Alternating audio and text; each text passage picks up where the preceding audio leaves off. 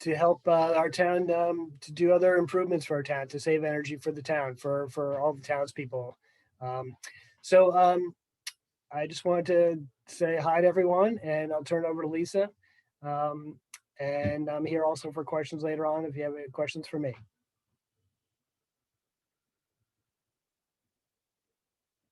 You're on mute, Lisa. You are muted.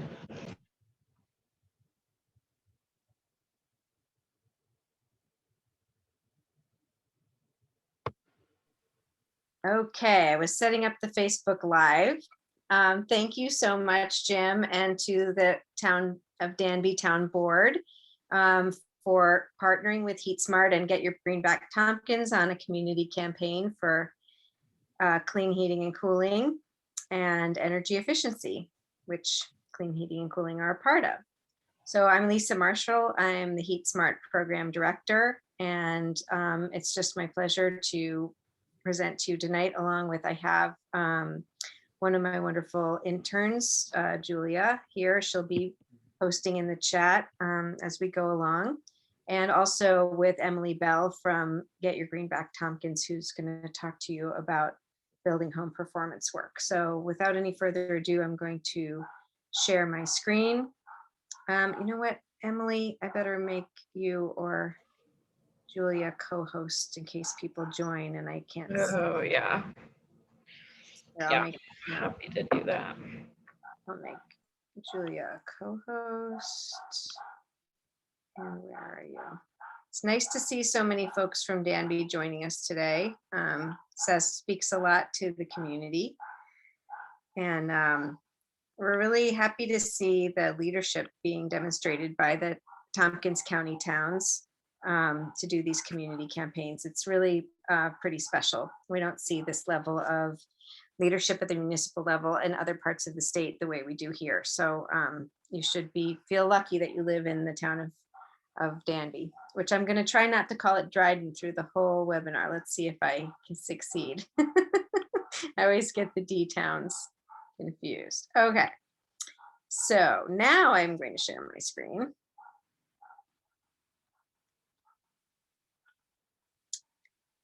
Second. Okay.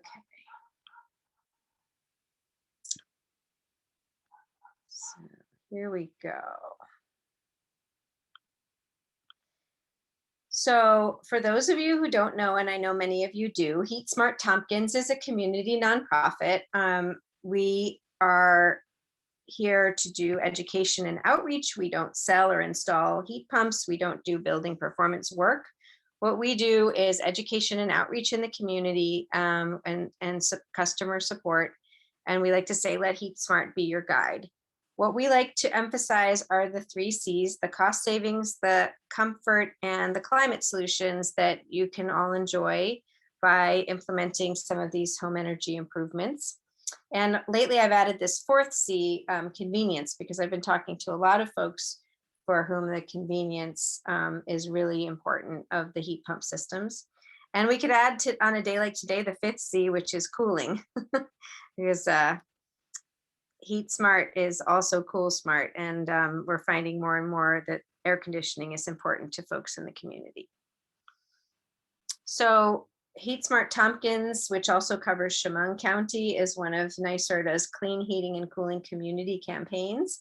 And I just love to show this map because before there was such a thing as a NYSERDA clean heating and cooling campaign, there was HeatSmart Tompkins, just founded by a few community members, some of whom have joined our webinar tonight, thinking about what kind of climate solutions could they help promote at the local level, and how could they help it make it easier and more comfortable for people to adopt these solutions. NYSERDA, by the way, is New York State's Energy Research and Development Authority, and they loved what we were doing in Tompkins County so much that they decided to fund our program and to fund similar copycat programs all across New York State. So this map represents all the clean heating and cooling programs today. And this is funded by all of you and all of us every month when we pay our NYSEG bill. there's a little fee on there called the systems benefit charge, and that funds these NYSERDA programs. So thank you so much for funding the Heat Smart program and paying my salary. Okay, so why the heck do we need such a thing as a community program to promote energy efficiency and clean heating and cooling? That is because we find ourselves in what some have termed the climate crisis or the climate emergency, where we have an increasingly unstable atmosphere that is causing, dangerous conditions on Earth for us humans and all of the plants and animals that we rely on. And in order to combat that crisis and to keep our spaceship Earth safe for all of us to live on, or at least livable, we need to dramatically reduce greenhouse gas emissions coming from all the sectors of our economy. And we're fortunate to live in New York, where there's now a law that requires us to do just that. It's called the CLCPA, or the Climate Leadership and Community Protection Act, which now requires us by law to reduce those emissions. So we have to start by breaking it down and thinking, where do those greenhouse emissions come from? They come from transportation, buildings, and electricity generation mostly, although there are other sources. So at Heat Smart, we're really thinking about this green icon, the buildings piece, and how to reduce emissions from our buildings, because we live in our buildings and we need them to be heated in the winter. Increasingly, we need them to be cooled in the summer. We need to cook, we need hot water. And so how can we do all of those things, provide all of those essential energy services, but reduce emissions at the same time? And that's the mission of Heat Smart, is to help you figure out how to do that. So then we have to look at the house level. How are we using energy at the household level? And as you can see, heating and cooling is more than half of the energy we're using. And most of that is heating and in New York. And then water heating is also a pretty big piece, that 15%. I've also seen numbers like 17 or 20% for a typical household in New York. So these are the two areas that we're really focused on at Heat Smart. So I'm not going to go into this. Basically, in short, our recommendations are to have your building envelope looked in. That's the how well insulated and air sealed is your home or building. And Emily's going to talk much more in depth about that. But basically, it's just common sense. No matter how you're heating or cooling, you want that conditioned air, that warmed or cooled air that you worked so hard and paid so much money for to heat up or cool, to stay inside the house with you. So we want to take a look at that building envelope. And then after that, we're going to be looking at how we're creating the heated air, when we recommend heat pumps for that, and also how to heat the hot water. There's also heat pump solutions for hot water heating. So what the heck is a heat pump anyway? Actually, you already have one. That's what keeps the inside of your refrigerator cool. The same principle of physics that is used to cool your refrigerator is used to heat or cool your home with a heat pump. Basically, there's a closed loop system with a chemical in it called a refrigerant.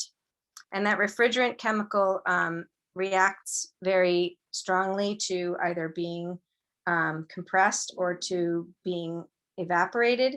When it's condensed and it changes phase, it gives off heat, and when it's evaporated, it absorbs heat. So the heat pump system is taking heat and moving it around by using this refrigerant loop.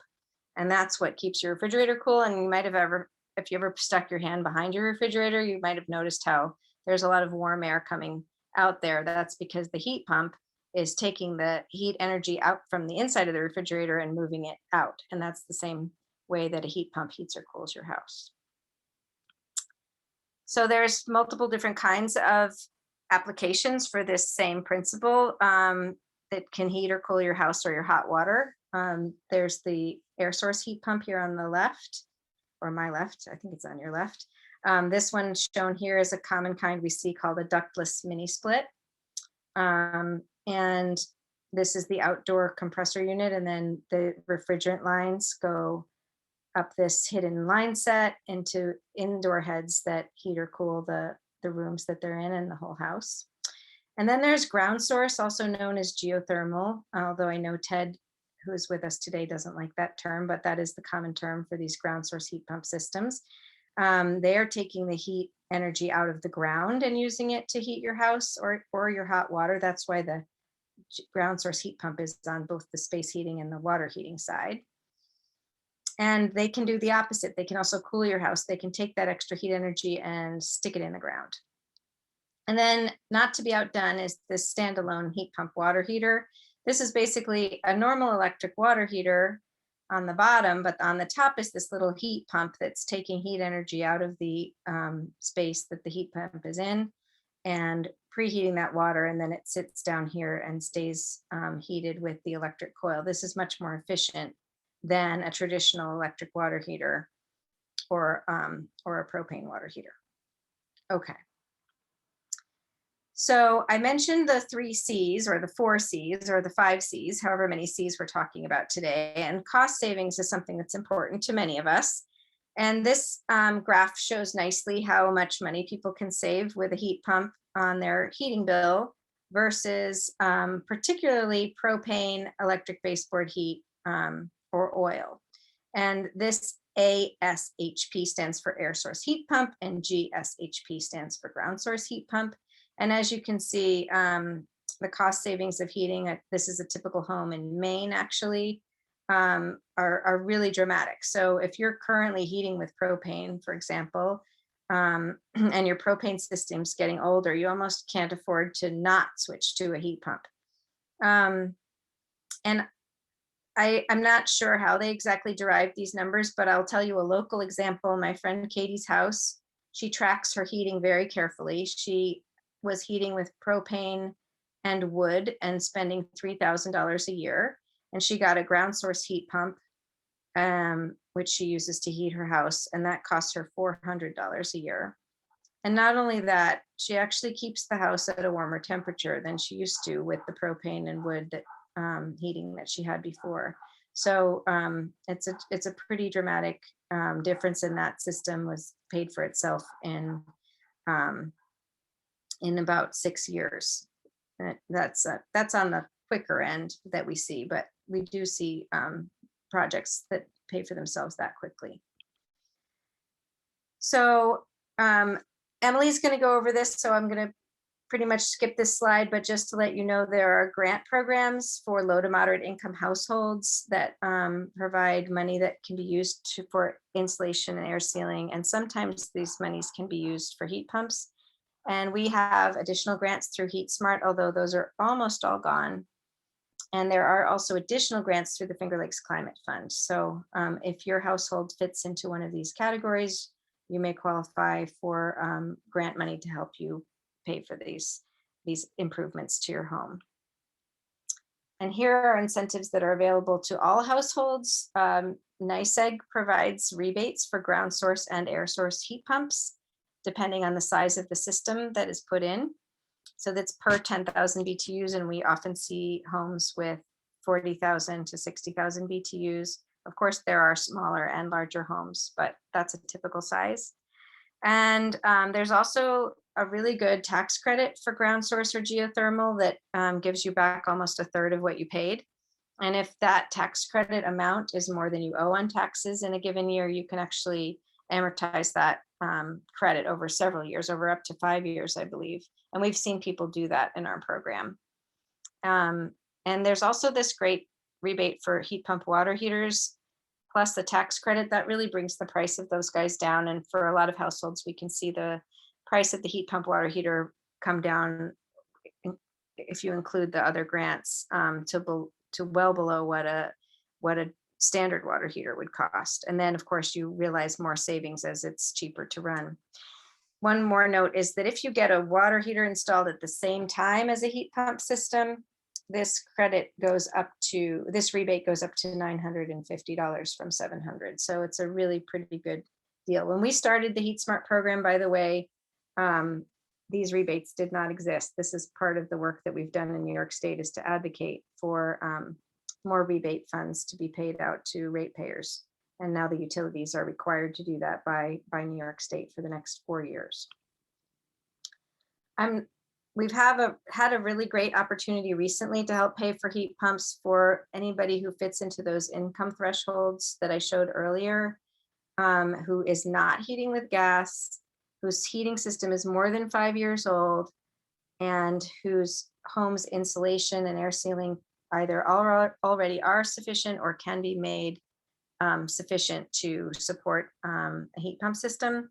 This money for this pilot study is nearly gone, but there are a few more systems still getting approved. So if this is you and you're always wanted a heat pump system, but you couldn't afford it, don't delay and get in touch with us right away to see if we can still get you into the study.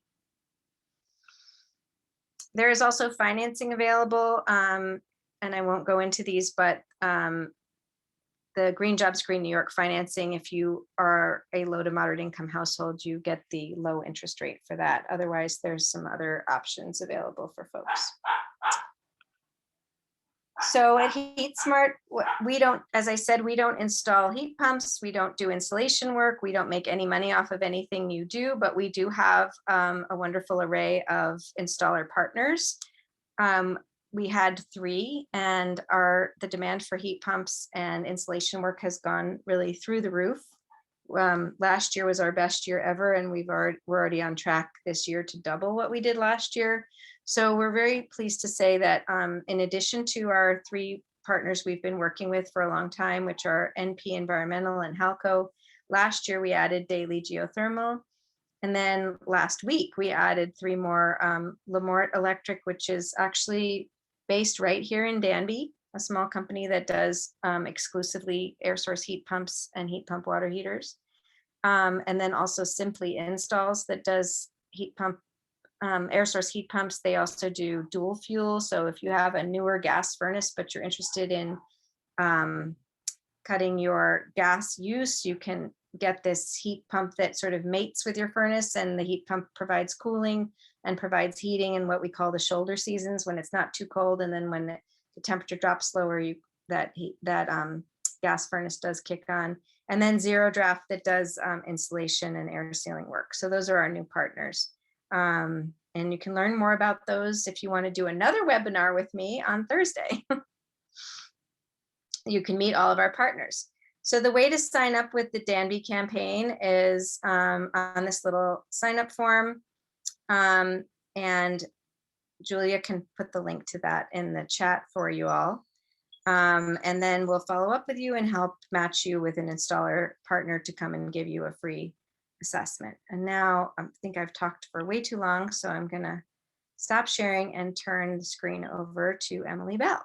Take it away, Emily. Awesome, thank you. And I'm excited to see that those new installers came through. That's really great. So I have another presentation to share. Bear with me for one moment. Beautiful, pretty painless actually. So hi, I'm just going to talk fairly briefly about that weatherization piece. So your insulation and air sealing, which is a really good option for folks who it might not be a great time to install a heat pump, or you need to tighten up your home before you size your heating equipment. So my name's Emily, and I work for Get Your Greenbacked Pumpkins. Similar to HeatSmart, we do education and outreach around energy issues. And we work under a different NYSERDA program called the Community Energy Engagement Program. Lots of overlap. We get to work together a lot. And at some point, NYSERDA will clarify everyone's roles. But for now, we're all just running around trying to make an impact. And so what we do is help connect Tompkins County residents to programs that make energy efficiency upgrades free or affordable. Sometimes that includes heat pumps, sometimes that includes solar, but it almost always includes weatherization work. If you haven't already weatherized your home, or you know that it's kind of uncomfortable and drafty or what have you, there are a lot of benefits. You can end up saving on your utility bills by keeping that heat inside or your cool air inside. It certainly helps make homes more comfortable, and it does cut down on that household's energy use portion of the greenhouse gas emissions out of New York State. So this is a really key step that all buildings need to take. And as Lisa mentioned, there's a lot of policy now that's pushing this stuff forward.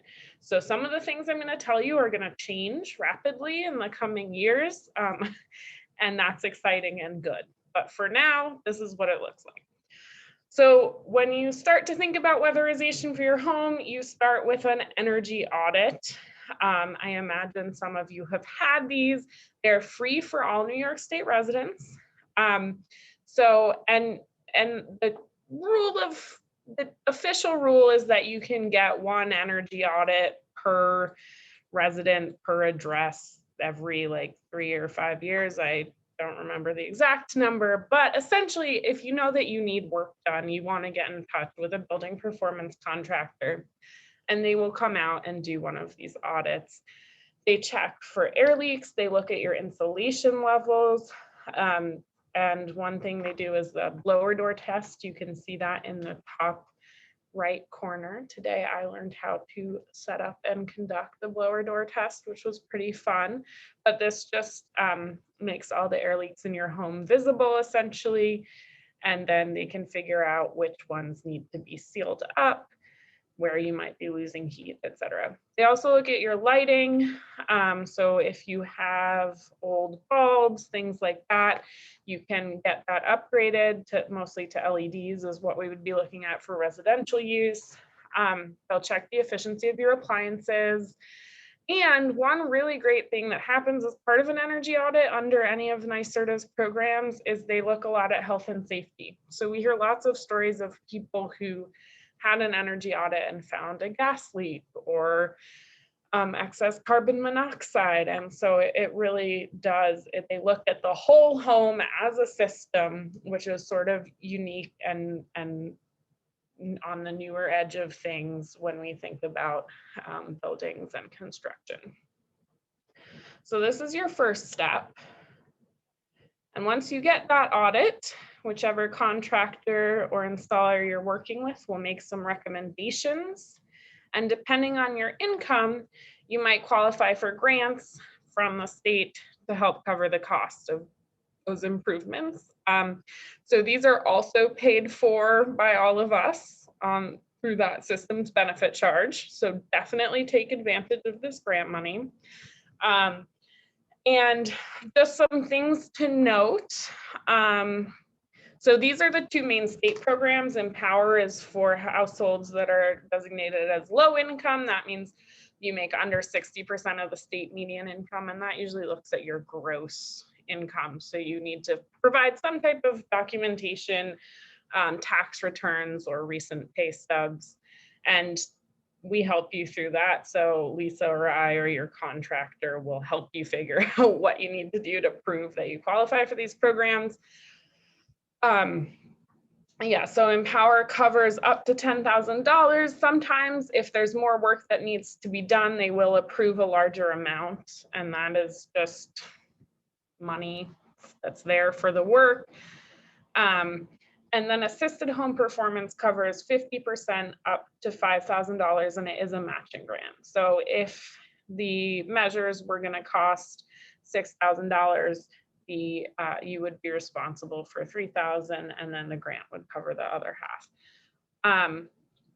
They don't usually cover window or door replacements under these programs. That's because although all of us think our windows are the issue, they are not actually incredibly cost effective in terms of energy savings. And part of what these programs require is that there is a high savings to investment ratio so that there is payback over the lifetime of whatever measure they're doing.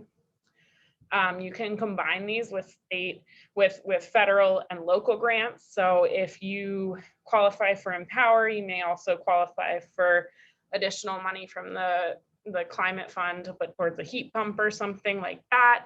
Usually heat pumps aren't covered under Empower. That might change. We sometimes see them covered under assisted home performance, but the contractor has to sort of make a case for that to NYSERDA.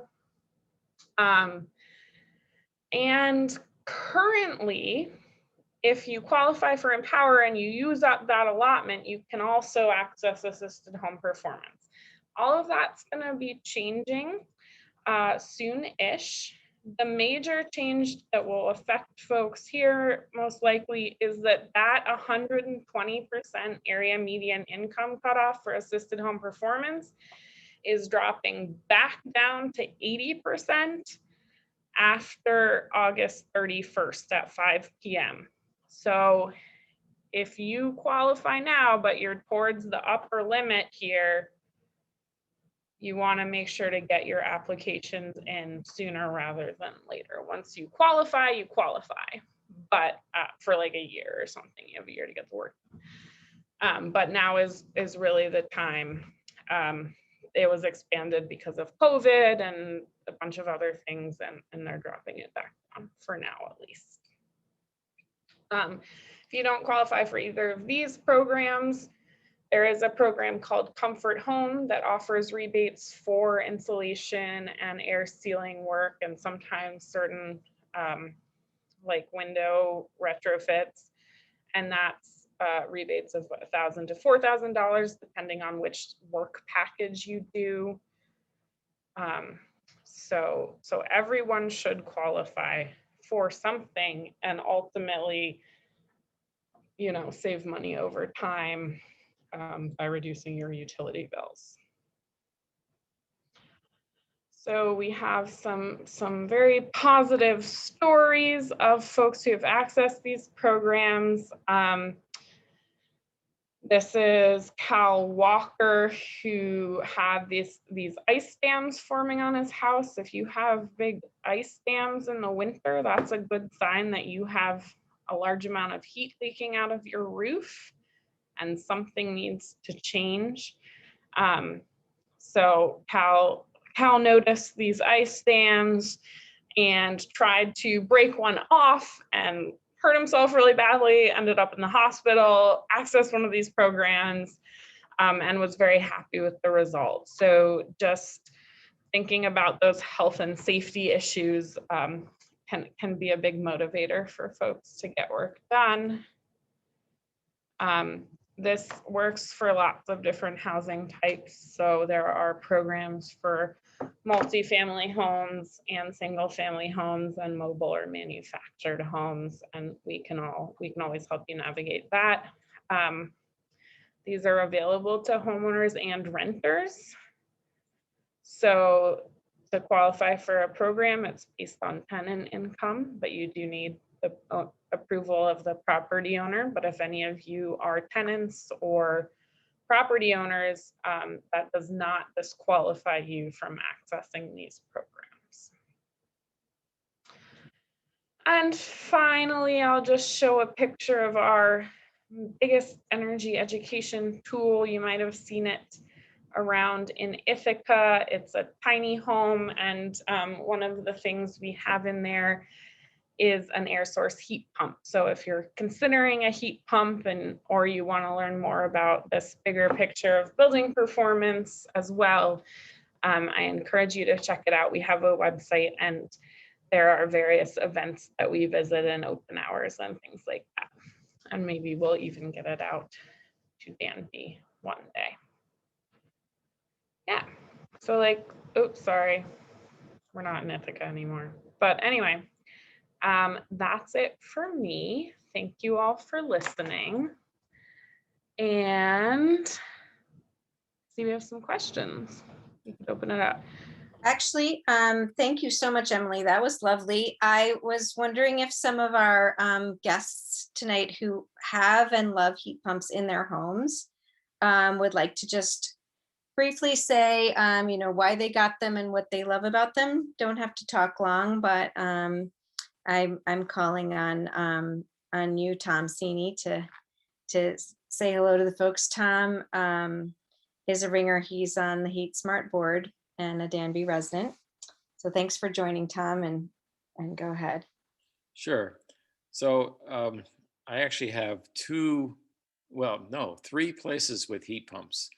Um, One is a bed and breakfast, former bed and breakfast downtown, where we put them in all the rooms and all the common spaces. Um, and that worked out really exceedingly well. It just was amazing how much better the heating was with a heat pump and cooling than before when it was just a gas-fired system. And each room can be controlled really precisely. The fans are super quiet. You don't hardly hear them running. So it's a very effective way of heating. We've also got heat pumps out at the Danby Gallery and also at my home on Marsh Road. So in all cases, they've worked out really well. I can't say enough about them. Yeah, so that's my story. That's awesome. We have a great little video showing Tom's historic B&B downtown. It's actually now little rental apartments, and we interviewed one of his tenants, and unprompted, she said, "This is the only place I've ever lived in Ithaca where the heat didn't go out in the winter." So we thought, oh wow, that's a great testimonial. And we were really happy to see that. And the tenants really talked about how they loved to be able to sort of control the temperature in their own space individually because of those zones.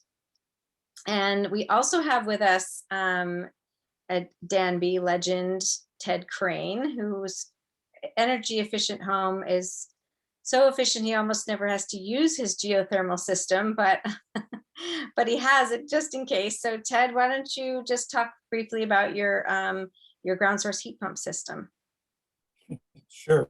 I think you've just given the nutshell summary of it. I built a house with 4 heating systems. I do believe in belt and suspenders and the other suspender and more. Ideally, everything comes from the sun, and when the sun is out, which happens every few days in this area, the house heats itself through large windows and whatnot. The secondary heat source, when the sun isn't there, turns out to be our wood stove. It wasn't intended to be the secondary. It was actually, the heat pump was supposed to be the secondary, but it turned out that the house is so well insulated in spite of an enormous amount of glass that a simple wood stove heats the house quite reasonably, and it's not a small house. And then, of course, there's the heat pump. That was intended to be the main heat source on those cloudy days in the winter. However, I guess we turned the thermostat on that down to about 60 degrees, and it never comes on except when we want to warm up the bathroom for a shower. So we do that intentionally. And the last one, of course, the absolute can't fail system is a propane heater, through the wall heater. It never comes on except when we need to intentionally warm up the our guest area in a hurry. Ours is a ground source heat pump, and we were fortunate enough to be digging a pond, and were able to bury the ground source tubes, pipes under the pond. Therefore, it was extremely cheap to install because the work was being done anyway. And it also turns out to be a good place to put it because the ground is very damp under the pond, obviously, and that makes for a very efficient heat transfer when heat is being transferred to and from the pipes. That's a nutshell. We love it. The only complaint I've got is that we don't use it much. No, the only complaint I've got is that for us, it's relatively noisy, the compressor unit, but you have to take that with a grain of salt because for us, it's a very quiet house. And for us, the ticking of a clock at the under end of the house can be noisy. So it's really not that bad, not at all. Back to you. Fair. I don't like noise in the house either, but I haven't actually heard a lot of people whose ground source heat pumps made much noise. So this is interesting. I wonder what kind it is. So you don't have Large. to say yes, Christine, but Christine Demek is actually another Danby resident joining us from Guanajuato, Mexico. And she recently had some insulation and air sealing work done in her house, I think. And I'd love to hear how, whether it's made a difference. Well, hi, everybody. As Lisa said, we're in Guanajuato, Mexico at the moment, and have missed the heat wave that you've all been sweltering through in New York, but I've heard lots about it. We've had plenty of people at our home, either doing some work or we're musicians. My daughter's been teaching there, and they've all said, wow, it's really nice and cool. So we think that the insulation has made a difference. We had blow-in insulation up in the attic. We had spray-on foam in the basement and also in portions of the attic. Unfortunately, while we qualified for the ground source and the air source heat pumps, our house did not, because it's old enough that they could not put enough insulation in the walls to make it efficient. So that was a disappointment, but, and I at some point would love to chat with you, Lisa, about, is there anything else we can do? We really do want to get as far away from our propane heater as we can get, and want to know, you know, would that make sense for us to put in a wood stove or something like that in the future? But I can't say enough about this program. It has been absolutely wonderful. Everybody we've dealt with has been very professional. They've, you know, really come in and done the work quietly, easily, you know, with minimum disruption in our lives, and it's been great. So Thank you, Christine. It was so disappointing that Christine could not get the heat pumps through the heat pump study, but it was slightly sweetened by the $10,000 grant for the insulation. So, and I'm glad to hear that's making a difference. So now we'll go to questions. You can ask questions of any of us, me, Emily, or the town. You know, again, Jim said it at the beginning, but it's really nice to see the town participating in a community campaign. And if they get 10 signups during the time of the campaign, either for heat pumps or water heaters or insulation, then the town will get a $5,000 grant, which is a nice benefit, and 200 points towards the Clean Energy Communities Leadership Round. And it's really a well-named program, because the people who are participating in these community campaigns, these towns really are leaders. They're statewide. And one more thing I'll say before I open it to questions is that, you know, we might take it for granted here in Tompkins County that the communities are doing this kind of work. This is not happening everywhere. This is, the whole rest of the state looks to Tompkins County and says, how are you doing this? What is so special about Tompkins County? I now have every municipality in the county now doing a clean heat campaign, except I still don't have the city of Ithaca, Savante, if you're listening, and Groton.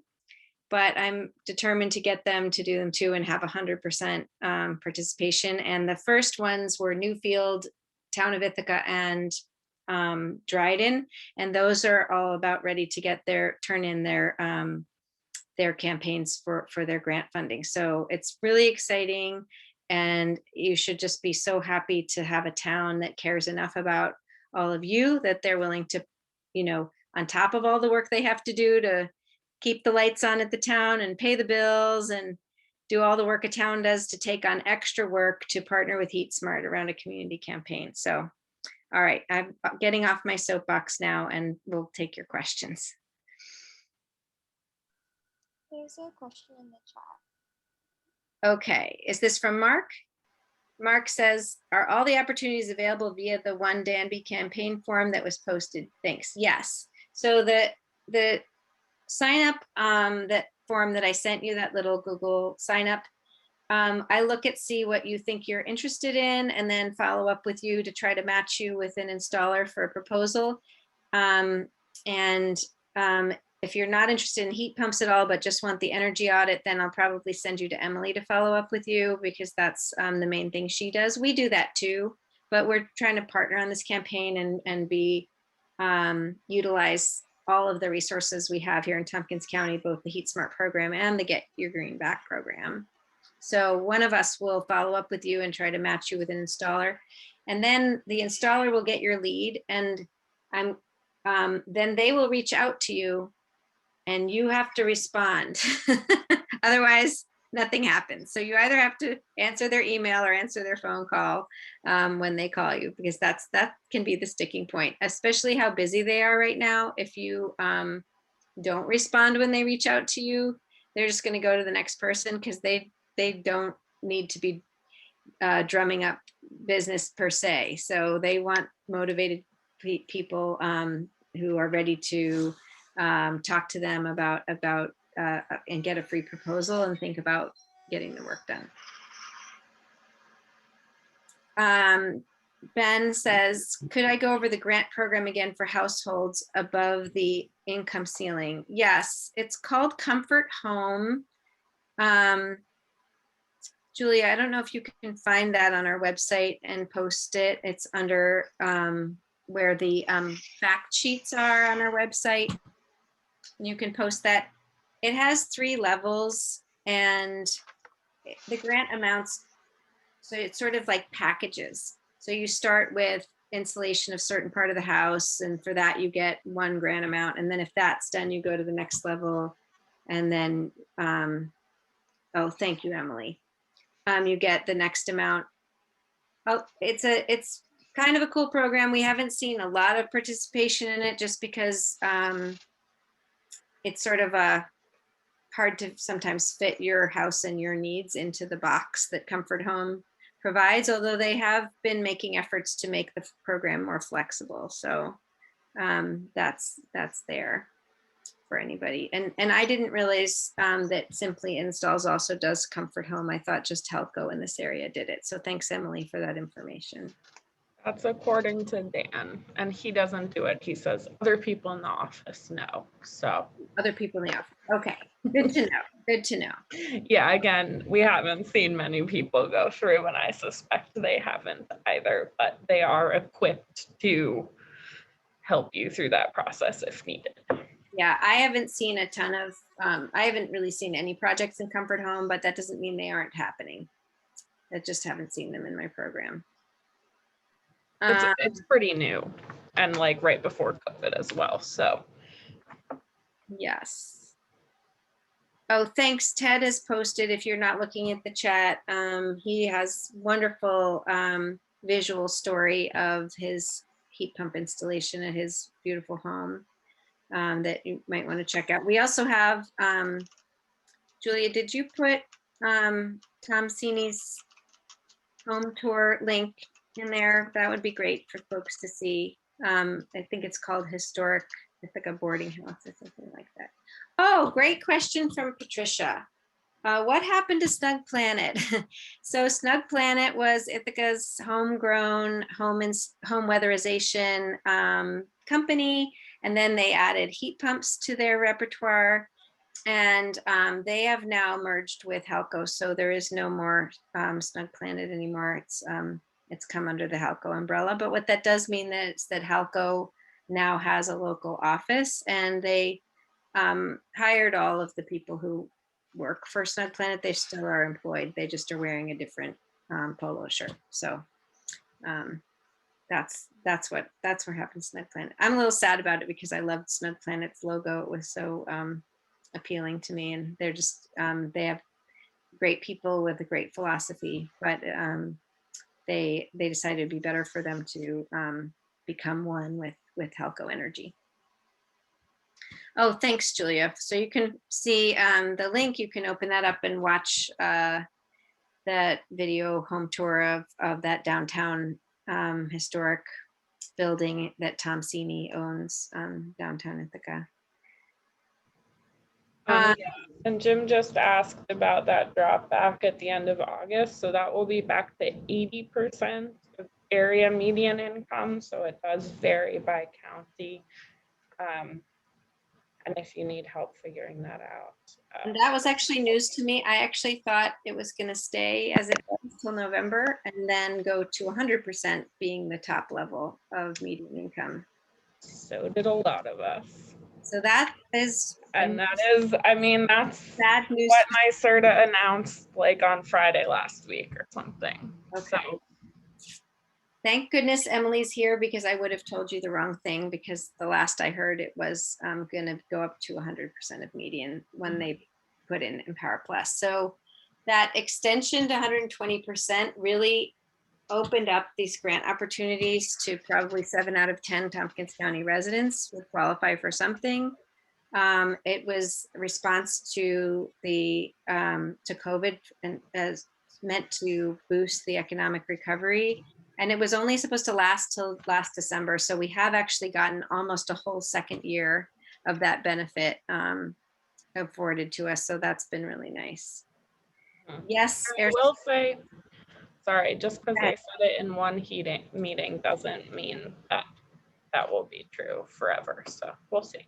Sorry, go ahead. No, that's a good point. Is that we won't really know the details of the program until they release the program, which is going to be called Empower Plus. Ben asks, can air source heat pumps do water heating? So the air source heat pump that heats your house doesn't heat your water, but there's that separate standalone heat pump water heater which is an electric water heater with a little heat pump on top, which is, yes, another air source water heater. Ted's asking what counts as income, and that is always a good question, which I do not feel qualified to answer. I will say that if anyone in your household qualifies for SNAP benefits, qualifies for supplemental income assistance or whatever that program is called, supplemental assistance, what's it called, Emily?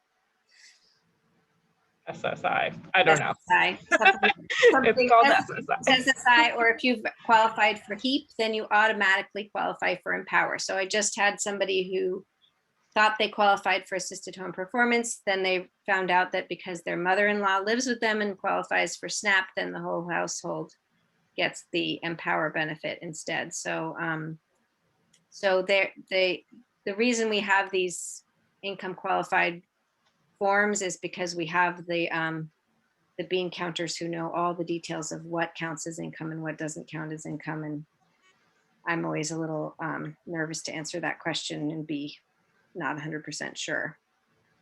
Emily, do you have a better answer to that question than I do? I usually say like whatever you would report on your taxes, but if you have a really complicated situation, I'm happy to work with you and NYSERDA to figure out exactly what type of proof of income you need to provide. It doesn't work blanket work for everyone, so we figure stuff out as needed. Great. So it is 10 of 8, and I promised everybody we'd be done by 8. So I just want to make sure Jim from the town Lansing. Oh my goodness. I tried not to say Dryden and I said Lansing. The Danby Town Board wants to say a few words, and then I'll hang out as long as people have questions, but people shouldn't feel obligated to stay. So Jim, take it away. Yeah, I just want to thank everybody for coming to the meeting tonight. It's a really great program. We got some really good information tonight from Lisa and Emily. And congratulations to the new installer in town for being on the list and to install heat pumps. And if you have other questions, if you'd like to know more about what we did with the grant money that came to us, which we're just finishing up, that community grant, which we put in the highway barn. If you have questions about what we did with the money or how it was spent or what our other additional plans would be, feel free to reach out to me with those questions, and come out to the Thursday meeting to find out more about the other installers. And thanks again.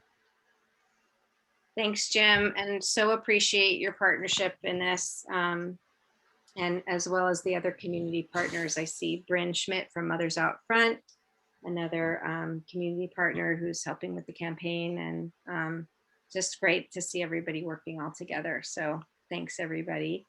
And feel free to ask questions. You don't have to ask them in the chat. You can unmute yourself and ask in person. And if you are going to go off and have your dinner now, have a great night, and thanks for joining us.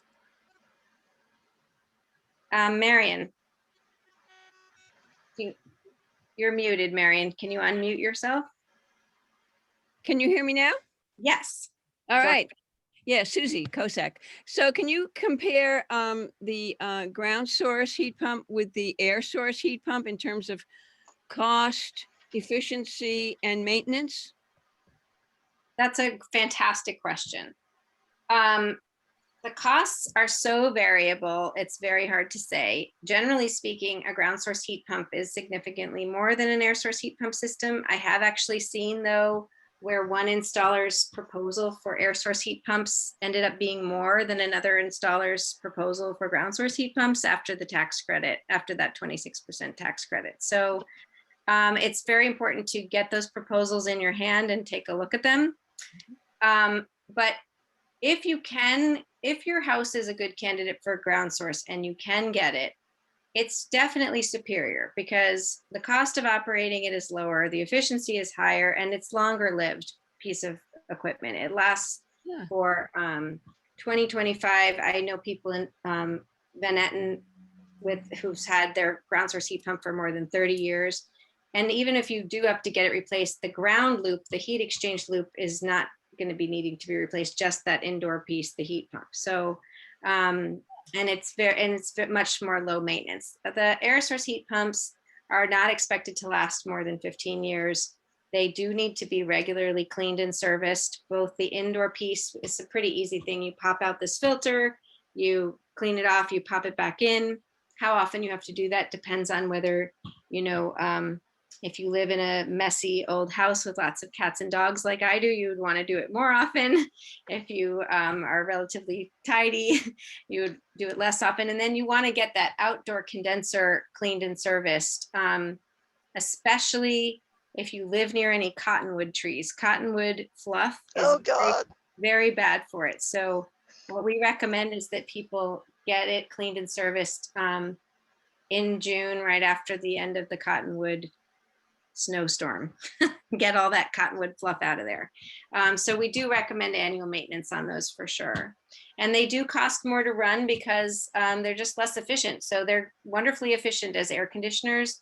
They're terrifically efficient heaters when it's not too cold outside. When the temperature does drop though, into 0 degrees or below 0, they'll still keep your house warm, but they're not doing it efficiently. So sometimes folks have another source of heat that they would want to use at that time just to keep their electricity bill low. For example, if you already have a pellet stove or wood stove, that's a good time to fire that guy up. And I see Christine has her hand up. Go ahead, Christine. Yeah, like I said before, I'm thrilled with the program. I was really, really grateful for everything that I've gotten. I was wondering though, I hate to give you more work, but it would have been great if I got sort of a report at the end saying, we couldn't do this, but this is what you could do to increase the energy efficiency of your home. Because I'm very concerned about that. And I'm sure there are plenty of people out there. I mean, our house was built in 1860. I know that it's an old house and it has its issues, but I think there are plenty of houses in our area that are similar. And so I'm thinking there's probably other people in the same situation where they couldn't get the ground source or the air source heat pump, but don't really want to stay on their propane. And so what can we do to, help out as much as possible? So that's my request. I'm so glad you asked that, Christine. And Emily, first of all, the Get Your Green Back Tompkins website has a lot of DIY things you can do to increase your energy efficiency. We don't have that on our website so much. So, and they also, you can set her up with an energy navigator, right? Who is a volunteer who's been trained through the Energy Navigator program to come and visit you, Christine, and sort of talk through the things that you might be able to do. So Christine's house's problem was that it's not built with 4-inch studs, and the 4 inches is sort of considered a minimum for that the envelope of the conditioned space to keep the heat inside or the cool air inside. And that was the problem with her house, which was so heartbreaking, honestly. So if you want to meet with an energy navigator who is a community volunteer who cares about energy and climate and would love to come and, meet with you and talk through everything from light bulbs to heat pumps, basically, that's a service that's available in Tompkins County, and you can get in touch with Emily. She put her email in the chat. I'm also surprised. I would have thought that the insulation company that did your $10,000 worth of work would have given you a write-up similar to what you described. So I'd love to see what they wrote up for you. I would have thought they would have done that. One thing, if you do get an energy audit and you want to make sure to get that full picture of the measurements they took and everything, you can ask for an audit report. A lot of times they don't do that automatically because it takes a ton of time and they want to be able to focus on sort of assisting as many households as possible under these programs. So it becomes a little bit of a balancing act, but that is something that you can ask for from your auditor, especially if they come back and say, there's not really that many measures that we can think of. If they're like, let's do X, Y, and Z, and it'll improve everything, then you just go with it. But yeah, just for other folks getting audits. Yeah, but Christine, totally shoot me an email and we'll hook you up with someone. Hi, Pat Curran here, and I'm wondering if Christine's house was a candidate for new siding, you can put more insulation on the outside of the house underneath the new siding, but of course that's a pretty expensive job. Yes, I think, Pat, you're exactly right. That's probably the option that would work. They even sell siding that's like a piece of, 3-inch thick styrofoam and the siding on the outside. And as you said, that's a very expensive proposition. And I don't know of any grant programs that pay for that. So that probably is something that they could think about. That's a good point. And we don't have any siding contractors in our program. And I wouldn't even begin to know how to wade through the a little bit scary world of siding contractors, but I'm sure there's some good ones out there. It's like buying a mattress, right? Siding, it's a little frightening, but there is a lot you can do. There's also, adding a layer of foam board, or I don't know how many layers of foam board you would have to add, and then have siding put over it. Foam board itself has some, negatives in terms of the climate impact of manufacturing it. So there's a lot to look into. But that would definitely be a good idea. Ben, I see your hand up. Go ahead. Yeah, I'm just wondering, thank you for this presentation. I'm just wondering if the various contractors you recommend vary in their prices and if there are any ways to assess their reputations and performance. Yeah, they do vary in their prices. And also with COVID and supply chain issues and materials costs changing, they also vary over time. So they can't easily give or shouldn't, an upfront price, and every home is different. We do have some case studies written up on our website from the older contractors that we had in the program, which give the price before incentives, the price after incentives. That might not be exactly transferable today because some of the incentives have gone up and some of the prices have gone up. So, but they can give you an idea, and we're going to be posting some, sort of similar case studies that are more current once we get those written up. The best way is to find out more about that is to make an appointment with me and chat about your goals, and we can sort of talk about what the different contractors offer.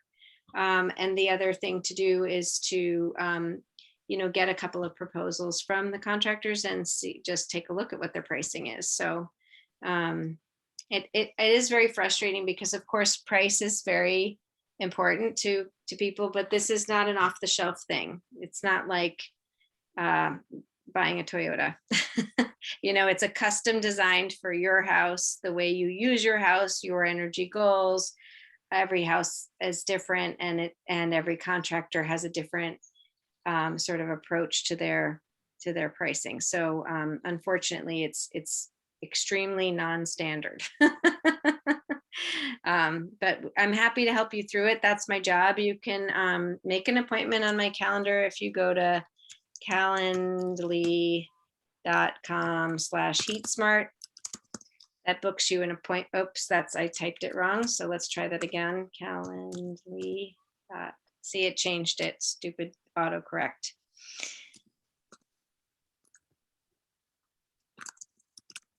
There it is. And it's also on our website, heatsmarttompkins.org. If you go there and you see their little thing that says Calendly, if you click on that, it'll book you an appointment with me at a time that is mutually good for you and for me. And then I'll call you at or around the time you booked, not always exactly on time. I often have trouble getting off the last call to get to the next call, but I will call you close to the time you booked anyway.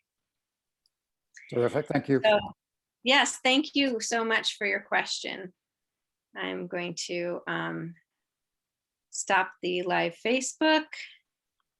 And if no one else has any more questions, I'll say thank you so much again to the town of Dryden for hosting this.